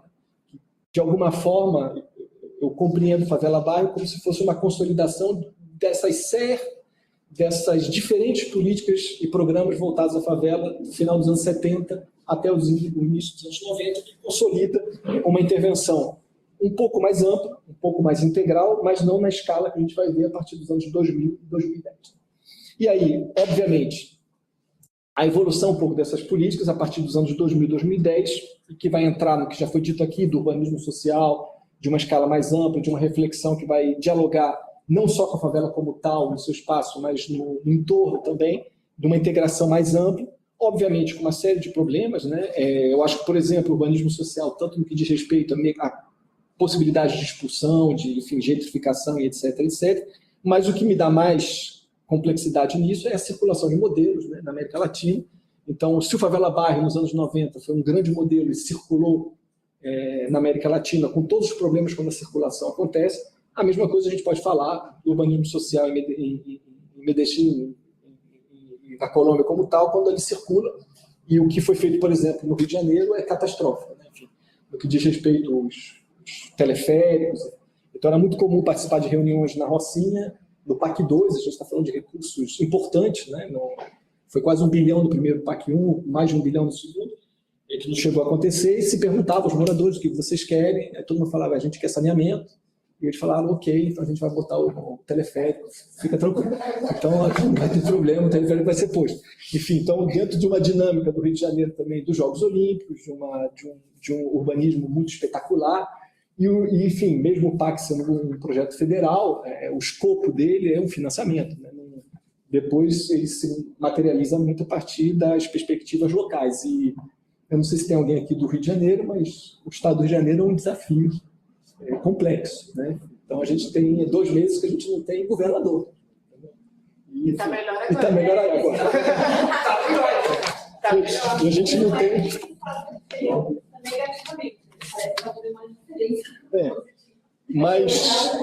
Mas, enfim, para a gente imaginar que o estado do Rio é complexo. Então, e assim, quando a gente fala cidade do Rio de Janeiro, é um pouco distinto.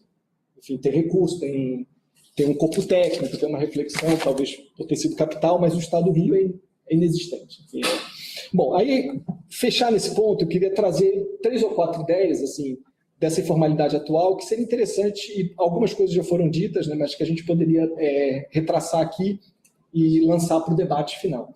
Eu acho que um primeiro ponto que eu tenho a impressão na reflexão hoje dos espaços informais é da gente ter um risco de olhar esses espaços ainda com os anos 80, sabe? E eu acho que tudo aqui foi muito bem dito pelos meus colegas, então não é a questão dessa mesa, mas como que essas, por exemplo, a ideia de pensar favelas, etc., ainda como uma perspectiva de um déficit habitacional, é mais complexo. A gente está falando de outras questões, assim. E então, por exemplo, as imagens que foram mostradas aqui, provavelmente da Musema, a gente já está falando de uma certa incorporação. Isso não é que não existia antes, obviamente. Eu me lembro de trabalhar jornais dos anos 50, sobretudo jornais comunistas, que citavam, eles usavam o termo de tubarões da favela para falar fulano tem 300 barracos no Pavãozinho, fulano tem 200. Enfim, então, quando a gente projeta isso no tempo, as coisas aconteciam, né? Mas, obviamente, inclusive o artefato material, né, você poder construir em altura, enfim, ganha outra proporção e outra dinâmica, né? Então, pensar o que está em jogo, eu acho que a gente já tem que começar a falar de uma certa especulação, a gente tem que começar a falar de obviamente, uma densidade, mas de uma... E isso é difícil para falar. Por exemplo, eu dou aula na PUC, mas eu dou aula no serviço social, todos os meus alunos são de favela, né? Então, começar a falar que a Rocinha, por exemplo, existe uma estratificação social dentro da Rocinha é complexo. Uma estratificação social que, inclusive, deve ser racial também, né? Então, pensar que existe um setor da Rocinha que tem condições econômicas muito melhores, por exemplo, no bairro Barcelos, do que quem mora na Roupa Suja, na Macega, enfim. Ou seja, a Rocinha, por exemplo, tem favelas dentro dela. Então, o que isso está em jogo, né? Então, essa produção habitacional, ela está correspondendo a um déficit especificamente, ou a gente já está falando de uma outra dinâmica de mercado onde essas questões são mais complexas e se sobrepõem, né? Outro ponto, e também já foi dito, é essa transversalidade desses espaços, né? Enfim,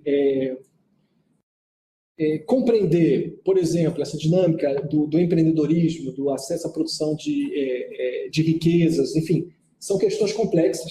E eu acho que, sobretudo, espaços e o debate mais progressista tem dificuldade de dialogar com isso e tem dificuldade de se fazer presente, né? Então, no caso do Rio de Janeiro, se a gente for pegar o mapa eleitoral do Rio de Janeiro, boa parte das favelas votaram na extrema-direita. Então, e o caso do Rio de Janeiro tem um outro elemento importante também, que é uma cidade, um estado evangélico. Então, esse é um papel importante também dentro de uma articulação interna. Então, pensar essas dinâmicas, né, eu acho que gostei muito da fala anterior, é uma realidade, de fato, como dialogar com essas práticas econômicas, né, enfim, é a mesma coisa como dialogar com o motorista do Uber, do iFood, enfim. Tem questões que estão em jogo importantes e estão atravessadas, né? Essa questão também da prática de quando as políticas públicas entram dentro das casas, né? Eu acho que isso é um elemento importante, né? O que é a ATIS, o que é assessoria técnica, o que isso de fato se consolida como política pública, como essas questões vão ser dadas. E outra questão que eu não tenho resposta é a regularização fundiária. Então, eu já fui muito empolgado, depois eu falei, isso não funciona para nada, esquece isso, joga isso tudo fora. E, ao mesmo tempo, hoje a gente tem que imaginar, né? Então, para dar um exemplo para vocês, e eu concordo que a questão do urbanismo miliciano não é a milícia que constrói, mas existe um controle territorial, então mesmo o incorporador que constrói, ele dialoga, né? Faz parte do jogo, né? Mas eu converso, está sendo gravado, mas tudo bem, eu converso eu falei isso, não, com advogadas eu até falei isso na reunião, com advogadas da Defensoria Pública, das defensoras públicas, que funciona muito bem, e elas falam, a gente sabe que a gente advoga indiretamente para a milícia, porque quando eles constroem um prédio, eles põem todo mundo lá dentro, e eles falam, se vocês tiverem um problema, liga aqui para a Defensoria Pública. Enfim, então, para a gente pensar que a questão é muito mais complexa, como é entremeado, né, essas dimensões. Então, pensar, ao mesmo tempo, a gente abandonar, por exemplo, para minhas alunas do serviço social, eu digo, olha só, tem tráfico, mas se vocês não forem, não subirem, se assistência, saúde, educação, pelo menos isso não estiver lá dentro, o que vai ser? Então, imagino também em termos de política pública, em termos habitacionais, que resposta a gente vai dar para essa dimensão. E finaliza-se, por exemplo, a dimensão do aluguel, são 2 pontos e fecho. Eu tenho um artigo que eu trabalho aluguel desde o final do século XIX, né? Então, existe aluguel em favela desde sempre. E as primeiras favelas do Rio de Janeiro, por exemplo, eram muito próximas aos cortiços, né? Ao ponto que a gente falava que os últimos cortiços pareciam favelas e as primeiras favelas pareciam cortiços, né? Então, muitas das primeiras favelas foram associadas ao aluguel, né? Inclusive nomes de algumas favelas. Salgueiro era um comerciante português, Turana era um comerciante italiano que explorava lotes ali dentro, né? E o aluguel, de fato, é uma questão, né? Como a gente vai regularizar, quem vai ter o título, de que maneira, isso, desde os anos 80, ao menos, quando iniciam os primeiros projetos, por exemplo, com o Brizola, com Cada Família um Lote, foi um projeto pioneiro, essa questão já era importante também. E finalizo com essa dimensão, né? O que está em jogo, sobretudo na produção estatal de moradia, eu estou com um projeto, inclusive, com a Karina, que a gente está trabalhando puxadinhos, né? Então, assim, na América Latina inteira, a gente tem puxadinhos e conjuntos habitacionais. Então, o que pensar, o que imaginar isso, né? É uma informalidade que se agrega a uma produção formal da moradia, que a gente pode resumir com uma discussão de uma precariedade, talvez, da produção moradia nesses espaços, sobretudo de conjuntos habitacionais super distantes, longe, enfim. Então, o que isso está em jogo nessa construção? Mas que extremamente nos faz questionar a própria ideia da informalidade, o que está em jogo, né? Então, que é muito mais entremeado e articulado com espaços formais de produção e como entender esse fenômeno, né? E não me parece que seja tão simples imaginar que a política pública não funciona, que essa questão... Eu acho que tem umas discussões que talvez a academia também tenha que levar isso em consideração e pensar essas questões de maneira mais complexa, e talvez imaginar que a informalidade não seja necessariamente um problema, mas que também a gente tem que imaginar como uma solução, né? Então, como dialogar com essas perspectivas e talvez associar e se apropriar dessas práticas, dessa produção do urbano, de uma maneira mais interessante, mais criativa, né? Bom, acabou. Muito bem.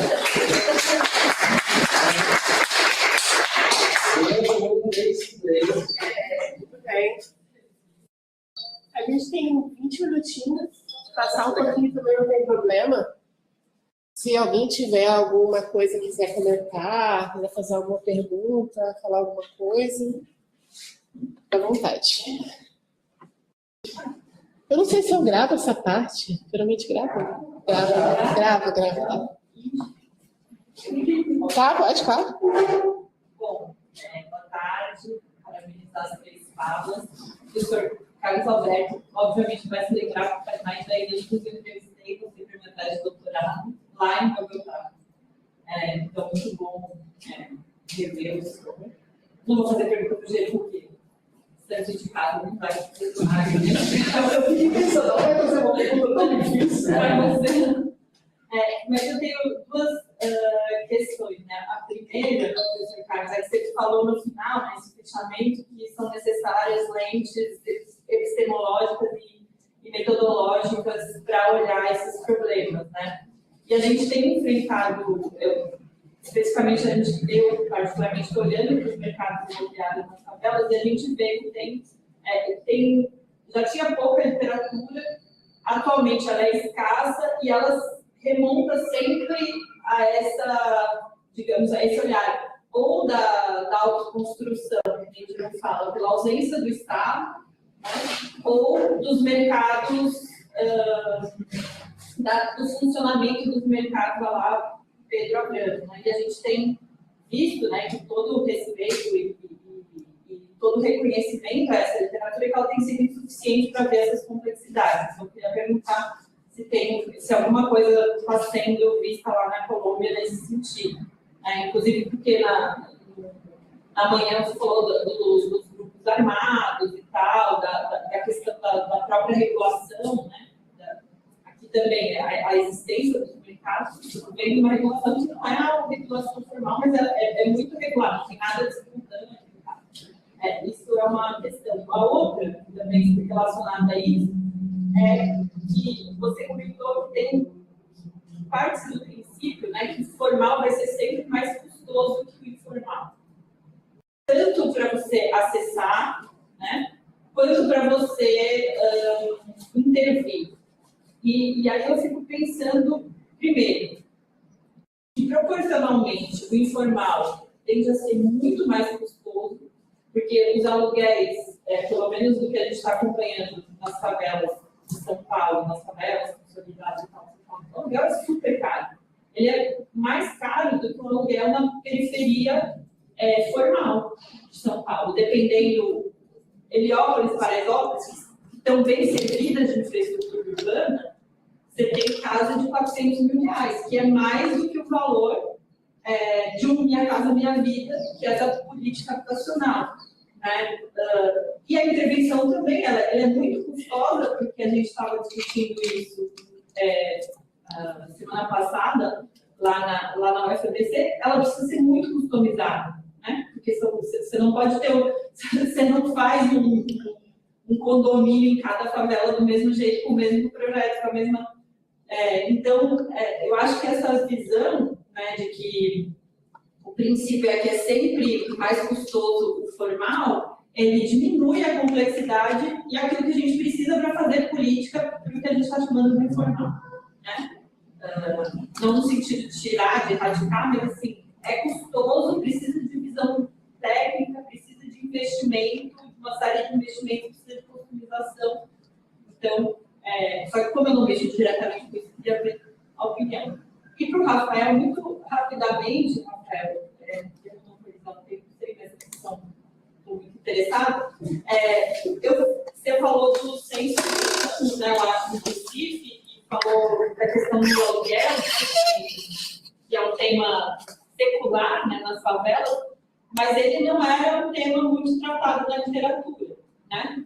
E eu acho que isso faz sentido, porque as próprias favelas estavam sendo interpretadas como uma dimensão da organização subdesenvolvida.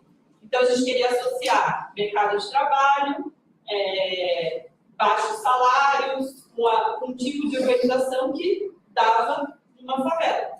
E a gente não fez a avaliação, inclusive retrospectiva, né, do que eram esses mercados na favela necessariamente.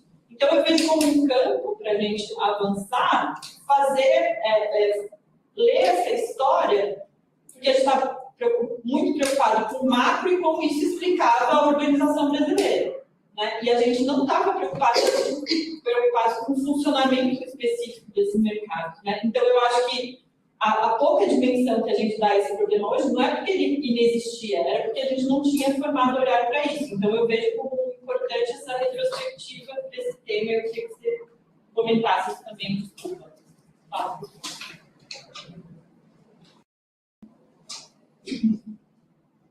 Quem começou? Podia ter falado mais. A nossa mediadora vai embora? Eu vou no banheiro. Ah, tá. Não tem problema.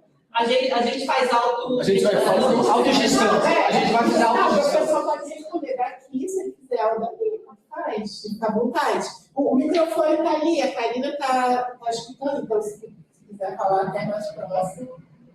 Ok? Obrigada, eu já volto. Tentei correr.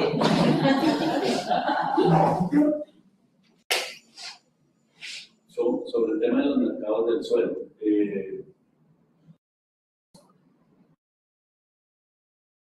lo primero que hay que decir es que este es un tema que introduce en América Latina el Lincoln Institute, ¿cierto? Con un interés particular vinculado con la captura de rentas de parte del Estado. Entonces, hay una corriente muy grande en toda América Latina que captura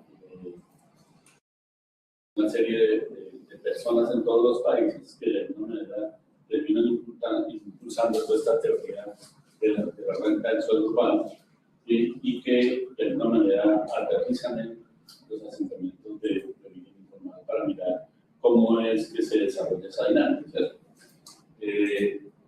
No significa que antes no se haya mirado el problema de los mercados del suelo y la renta del suelo. Hay unos trabajos previos, en el caso colombiano de Samuel Jaramillo, ¿sí?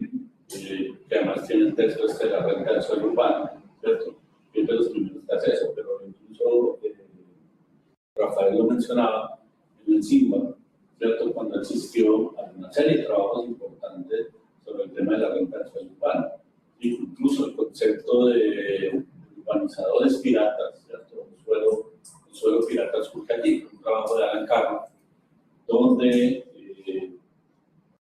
la gran diferencia que aparece aquí es que no fueran suelos que no fueran susceptibles de ser urbanizados, sino eran suelos que fundamentalmente quien los compraba y los fragmentaba y los vendía no hacía ese proceso para ganarse un dinero, y eso le traería la responsabilidad a los moradores como tal. ¿Sí? En el caso colombiano existía una figura que todavía existe, que se llama las juntas de acción comunal, una organización comunitaria que era la que terminaba haciendo ese proceso. Entonces, el Estado reconocía las juntas de acción comunal. Entonces, lo que hacía el urbanizador pirata era crear una prejunta de acción comunal que entraba a negociar con el Estado todo el tema de la gestión del suelo para la legalización del marco. Entonces, ese mercado estaba asociado fundamentalmente a las facilidades que representaba el acceso al mismo, porque no habían intereses, ¿cierto? No eran créditos hipotecarios, las formas de pago no eran solamente económicas, sino también una especie, y eso permitía que hubiese un universo muy grande de posibilidades de resolver el acceso al suelo en unas temporalidades que no eran muy largas, pero que permitían que los hogares accedieran a eso. Entonces, si hay estudios sobre eso, si hay estudios en Medellín, hay unos que hizo el CEAP, el Centro de Estudios del Hábitat Popular, que durante también un tiempo hizo muchos trabajos aquí en América Latina, sobre todo en el área andina, entre los años 70 y los años 90, y con varios países de la Argentina desarrollaron varios proyectos allí. Aquí hay, eso, la mayoría están en línea, ¿cierto? Si los buscas, los puedes encontrar. Entonces, la discusión sobre el mercado del suelo hoy tiene otro condicionante, y es que ya el problema no es la perspectiva que se impone desde quien fracciona el suelo, sino de cómo ese suelo adquiere valor en términos de la dinámica inmobiliaria general de la ciudad. Y el principal promotor de eso en este momento es el Banco Mundial. Esa promoción surge a partir de las tesis de Hernando de Soto en los años 90, pero finalmente lo retoma el Banco Mundial con la llamada Política Mundial de Recuperación de Asentamientos Humanos, que, como mencionaba, incorpora el asentamiento como suelo, pero no le entrega títulos de propiedad a la gente. Entonces hay una condición que es muy curiosa aquí, porque eso termina castigando a la población. En el caso colombiano, digamos, hay una cosa importante que yo creo que en cada país tiene una característica. Yo no he mirado aquí el caso de Brasil, pero seguramente estará también, es que cuando entramos a la etapa neoliberal, en la etapa neoliberal el Estado empieza a transferir todas las responsabilidades al mercado. En el año 94 aparece una ley, que es la ley 142 de servicios públicos, que permite que los servicios públicos los presten en privado. Entonces, para el privado no importa si el patio es de origen formal o de origen informal, sino que hay clientes y por lo tanto hay la posibilidad de colocar un medidor y cobrar una tarifa plena, ¿cierto? Desde el año 94, en el caso de Colombia, ¿cierto? Pero yo ya no necesito ser legalizado o regularizado para tener acceso a servicios públicos, ¿sí? Desde finales de los años 90, con estas iniciativas del Banco Mundial, se legalizan los barrios. Hoy Bogotá prácticamente no tiene barrios sin libertad, pero no significa que estén legalizados, ¿cierto? Hay unos barrios absolutamente precarizados porque se incorporaron a la pero eso lo que mostraba el profesor, ¿cierto? De cómo la dinámica inmobiliaria formal penetra estos territorios para capturar suelo, que ya está habilitado, ¿cierto? Que ya tiene dotaciones, que ya tiene infraestructuras, que tiene equipamientos, que tiene acceso a servicios públicos, que no tienen que hacer ningún esfuerzo en ese sentido, y capturan eso y aprovechan las plusvalías que ha generado la dinámica de la informalidad. Entonces, si hay diferencias en términos de cómo se comporta la dinámica del mercado del suelo en términos de los distintos momentos. Como que aquí pasa algo similar, con un agravante, pero hoy con el tema de la expansión sobre todo de las áreas metropolitanas, hay una idea de recomposición del centro y de las áreas centrales. Entonces hay expulsión de pobladores, donde incluso se hicieron programas de mejoramiento barrial, y simultáneamente hay un tema de compra parcial de suelo en los asentamientos que fueron de origen informal para desarrollar proyectos inmobiliarios. En Colombia están desarrollando proyectos hasta de 32 pisos dentro de los asentamientos de origen informal. No todo el asentamiento, sino una parte. Entonces hay una captura de rentas a través de eso, porque es un suelo que tiene alta valorización y por lo tanto permite. Eso con relación al tema del mercado del suelo. Y con relación al tema de los costos, siempre nos han dicho que la vivienda formal es más barata. ¿No es cierto? ¿Por qué no es cierto? Porque finalmente usted no compra una vivienda, usted tiene un crédito. ¿Cierto? Un crédito que lo paga a lo largo de muchos años con tasas de interés. ¿Cierto? La vivienda que le están entregando es absolutamente deficitaria. Entonces usted termina transformando la vivienda que le vendieron. O sea, lo que le ofertaron como solución habitacional no es solución. Usted usa el espacio y lo transforma, hace una inversión adicional, pero además tiene que seguir pagando ese valor inicial de la vivienda. En Colombia, para facilitar el pago de la vivienda, los créditos van hasta 30 años. Entonces son 30 años donde usted está pagando intereses, que si usted suma el valor final de la vivienda, ya paga esa vivienda 5, 6, 7, 8 veces más que lo que vale, ¿cierto? Sí, claro. ¿Cuál es la gran diferencia? Que la vivienda producida informalmente se va construyendo con la mano, ¿cierto? Entonces, entre lo cualitativo, habría una supuesta diferencia, ¿cierto? Que la vivienda formal ya tiene respecto a lo cualitativo, pero la vivienda que se compra también no. En Colombia están viviendo como vivienda de interés social unidades de entre 28 y 32 metros cuadrados, en obra gris, o sea, sin acabados, ni siquiera en las zonas húmedas, ¿sí? Por lo tanto, la gente tiene que hacer una inversión adicional allá. Muchas familias familias no tienen la posibilidad y se mudan a ese tipo de viviendas con unas condiciones de inhabitabilidad, ¿cierto? Que genera otra serie de problemas. La mayoría de la vivienda es verticalizada, ¿cierto? En las grandes ciudades tú ya no consigues vivienda unifamiliar. La vivienda informal sigue siendo unifamiliar. Y por más de que sea más precaria, más lejana, más extrema, ¿cierto? La gente tiene la posibilidad de ir levantando gradualmente su vivienda a lo largo de los años. Mientras uno termina de pagar a lo largo de 15, 20 años, el otro la posibilidad de hablar de 15 o 20 años, pero no 32 metros. ¿Cierto? O sea, viviendas que superan los 150, 200 metros, pero que además les permiten mejorar la renta y otra serie de cosas. ¿Sí? Entonces, creo que hay que mirarlo desde dos ópticas, ¿cierto? Una es que finalmente, lo digo en el caso colombiano, ¿sí? La gente paga igual las tarifas de servicios públicos. Formalmente, ¿cierto? La gente paga impuestos, indistintamente que tenga títulos de propiedad, ¿cierto? La gente paga tarifas plenas de servicios de transporte, ¿cierto? Entonces, los tales beneficios que le representa la legalización ya no existen.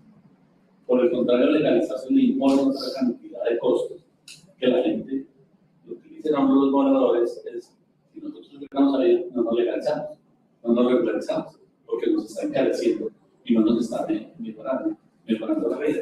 Entonces, un estudio comparativo que nos permita mirar eso, no lo hay. Y por lo menos yo no lo conozco, pero lo que te comento son unos factores que están presentes allí en uno y en otro que creo que hay que mirar, es distinto a cuando en la década de los 60 y 70 en América Latina todas estas grandes entidades nacionales empiezan a promover la producción masiva de vivienda, de mejor factura, ¿cierto?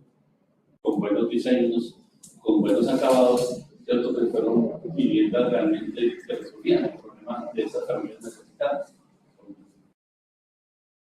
Eu me referia também só aos custos da política para o Estado, né, para a resolução do problema, né, ou para a mitigação do problema.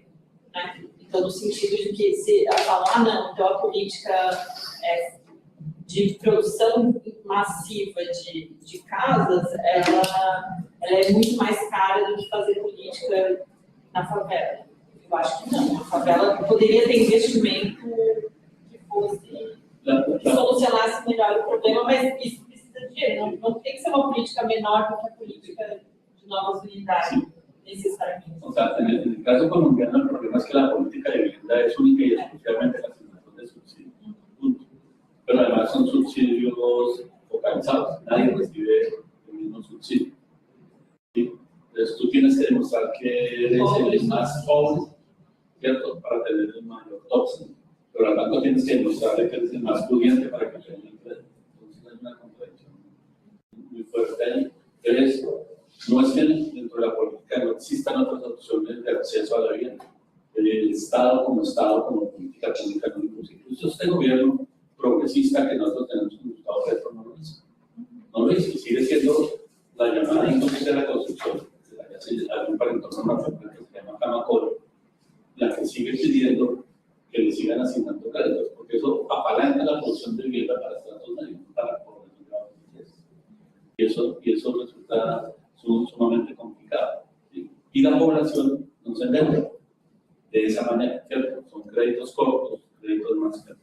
Roca hablaba de microcréditos, ¿cierto? Pequeños créditos para mejoramiento. Eso funciona, la gente, los pobres son los mejores pagas, ¿cierto? Y eso creo que hay que mirar. Lo que pasa es que eso no nos hemos metido porque desde las políticas públicas sigue siendo esa mirada de arriba para abajo y además racionalizada por el mercado. No es que el Estado no pueda producir vivienda, ¿sí? Sino que, por ejemplo, en Colombia la vivienda tiene un tope, que perdón ya termino, la vivienda tiene un tope que son 135 salarios mínimos. Eso equivale hoy casi a 275 millones de pesos colombianos, es un montón de plata. Y para 32 metros cuadrados. Esa vivienda, producir esa vivienda no vale, pues, ¿cierto? Entonces no hay industrialización, no hay desarrollos territoriales, pero siempre le provocan el techo. El Estado debería producir vivienda nuevamente o debería por lo menos generar pilotos que demostraran efectivamente que se puede producir vivienda de buena calidad, en mejores condiciones, con mayores mayores áreas a menor precio. Pero no lo hacen. Perdón. Eu vou encerrar, mas o professor acho que quer falar. Então, Três coisinhas assim. Por exemplo, o professor tem um aluno que é da Alcine, e ele conseguiu Minha Casa Minha Vida em Maria da Graça. E aí ele chegava para mim na PUC, cansado, falando assim, eu tive a menor sensação do meu vida. Mas eu não tinha dinheiro para construir uma laje do meu pai, mas eu tinha para acessar. E ele falava, olha, em Maria da Graça, deu meia-noite, não tem mais transporte público. Tem estação de metrô, mas o ônibus, não tem van, a Rocinha, onde está localizada, 3 horas da manhã, 5 horas da manhã eu vou chegar. Não tem como. Então, para a gente imaginar as complexidades do política pública, que está em jogo, eu diria 2, 3 coisas rapidinho que você falou. Primeiro, assim, dentro das favelas, o espaço informal, acho que é a última disciplina das ciências sociais que começou a trabalhar, ter esses espaços, foi a história. E a história tinha uma dificuldade de trabalhar nesses espaços, acho que tem uma questão metodológica, falta fontes, tem que ser muito criativo. Né? Eu acho que o limite da modismo, o limite da informalidade é onde a gente não tem dados, mas tem muita informalidade na informalidade. E eu acho que também tinha uma perspectiva epistemológica. Então, a favela é considerada uma lógica presentista. Né? A gente tem sempre olhar do presente. Então, se a gente está trabalhando nisso no século XX hoje, é sempre um problema que tem que ser resolvido. Só que tem favelas que têm 150 anos no Rio de Janeiro e continuam sendo favelas, e as pessoas viveram, exploraram, aconteceram, tem história. Então, também tem essa perspectiva, não dar o direito ao passado, é uma forma, uma perspectiva de não ter um futuro. Então, e aí eu acho que tem uma distinção importante. Assim. A gente depois tem que se aprofundar em outras correntes, outras escolas, né? Gaúcha. Mas se a gente for pensar a escola paulista e a escola carioca, de pensar urbana, a gente olha de maneira muito distinta. Né? E as favelas muito claramente. Então, assim, esse discurso desenvolvimentista como espaço, isso não foi tão forte no Rio de Janeiro. Então, desde os anos 60, a favela é considerada um espaço da cidade. Então, Lides, Machado da Silva, Valadares, o próprio Lebré, tem um emaranhado de trabalhos que identificam como espaço, burguesia favelada, e tem um texto do Lebré falando quanto vale uma favela, e ele vai calcular isso. Então, na verdade, tinha uma perspectiva muito mais clara que esses espaços vieram para ficar desde sempre, e a ideia da favela do Rio de Janeiro é mais complexa. Né? Ao mesmo tempo que é um espaço do outro, do risco, não sei o quê, mas a cultura popular. Então, desde sempre, no imaginário do Rio de Janeiro, a favela faz parte. Inclusive na própria, no jeito que você vê, coisa muito, os filmes, a música, você vai pensar, a abertura dos Jogos Olímpicos, a gente estava removendo favela, e a abertura dos Jogos Olímpicos era uma favela, o tempo inteiro, as pessoas ficavam pulando uma favela. A vinheta da Copa do Mundo, quando chegava no Rio de Janeiro, tinha que chegar numa favela, mesmo que a favela estava no Maracanã, estava no Pão de Açúcar, geograficamente estava bem complicado. Mas para pensar essas dimensões, e é interessante que, por exemplo, eu trabalhei muito, porque ao mesmo tempo que a gente removia a favela nos anos 60, 70, tinha projetos de mutirão também. Essas coisas eram muito ambíguas. Eu trabalhei muito tanto o papel da Igreja Católica nos anos 50 e 60 quanto do Partido Comunista. É interessante pensar que as células comunistas, os comitês democráticos, etc., eles tinham uma leitura do bairro de imaginar as demandas, acessibilidade, água, luz, e a partir disso fazer um trabalho de base. Ou seja, a gente precisava fazer uma leitura do que faltava. Então é interessante que nos anos 50 a gente já vê reivindicações nesse ponto, que o direito à moradia era o direito a onde as pessoas viviam. Estava, então, a política de d'água, acesso à água. Então, é interessante que essa ideia de consolidar as favelas é um espaço muito, muito claro. Né? Talvez, eu acho que isso, talvez, um pouco em Recife, a gente possa ver algo parecido. E aí eu acabo para falar, para avançar, assim, a gente fala muito da informalidade, e a partir dos anos 70, sobretudo, o imaginário que a gente constrói é o imaginário do sul, né? Imaginário. Mas, por exemplo, nos anos 60, Paris tinha 5 favelados, né? Então, é muito interessante imaginar assim, que, em uma década, né, a informalidade virou uma dimensão do Sul e foi completamente abolida de grandes metrópoles do Norte. Né? Então, como que as políticas nesses espaços, inclusive na França, as políticas em tese, a gente pode imaginar, progressistas, apagaram, e apagaram de um tal modo que não foi só materialmente falando. Hoje há um esforço dos colegas franceses de recuperar a técnica, recuperar as favelas. Porque mesmo no espaço físico não existe nada completamente suprimido do imaginário. Então, hoje tem esforços de reconstruir historicamente esse espaço que se cria completamente suprimido. Então, é interessante imaginar essa informalidade e ampliar um pouco essa discussão. É que a gente está indo dos estudos que a gente já desse urbanismo e olhando, né, de onde tinha um pouco a ideia da autoconstrução como predominância. A gente tem visto que já nesse momento isso não é empiricamente algo, claro, mensurável, como você falou, tem um problema de dados enorme, mas mesmo assim dá para o Ivan faz um pouco isso, até lá para o Rio, né, mas eu acho que em São Paulo isso não é tão claro. E a gente está, por exemplo, o Piero foi lá para o acervo da Ruth Cardoso para olhar os dados e falar assim, bom, tudo bem, você tem essa... E não é ignorar a dimensão dessa urbanização, dessa autoconstrução, mas é dizer, olhando para isso, a gente ignora ou a gente não vê a outra parte das questões. Eu acho que se a gente olhar, por exemplo, Rio de Janeiro, se a gente olhasse um pouco para olhar como se pensa em São Paulo, por exemplo, teve todo o mundo industrial operado no Rio de Janeiro, que foi marcante na construção da cidade. A gente ignora isso. São Paulo, e tem todo o espaço formal que São Paulo. Por exemplo, no Rio de Janeiro tem a questão dos loteamentos, a produção urbana do Rio de Janeiro é muito pelos loteamentos. Quase não tem discussão sobre esse debate. Então é interessante imaginar algumas questões que estão no jogo. Tinha alguma questão que eu esqueci, vou lembrar, mas que você tinha colocado. Mas enfim, mas é interessante. Mas é isso, né? Bom, em relação à história, né, eu acho que por parte de São Paulo tem uma história para se fazer, né? Porque sempre tem uma construção, foi nos anos 40, anos 50. Agora, um esforço que a gente faz no Rio de Janeiro hoje, por exemplo, é pensar histórias de favelas específicas, né? Para imaginar que muitas das favelas não nasceram favela. Então, a Rocinha, nos anos 30, 40, ninguém sabia se ia ser uma favela. Poderia não ter sido, sabe? Por exemplo, a Praia do Pinto, que eu falei na apresentação, que foi removida nos anos 60, ela existe desde o século XIX, essa localidade como Praia do Pinto. Só que, pouco a pouco, se entendeu que aquilo era uma favela. Então, também tem uma questão que certos espaços viraram favela ou não, ou seja, é uma produção social também. Não é que nasceu assim, né? Desde sempre. É isso? Já passamos do horário, né? Se alguém quiser falar alguma coisinha rápida, bem rápido, um minutinho. Karina? Karina quer falar? Ela acha que não. Obrigado, Karina.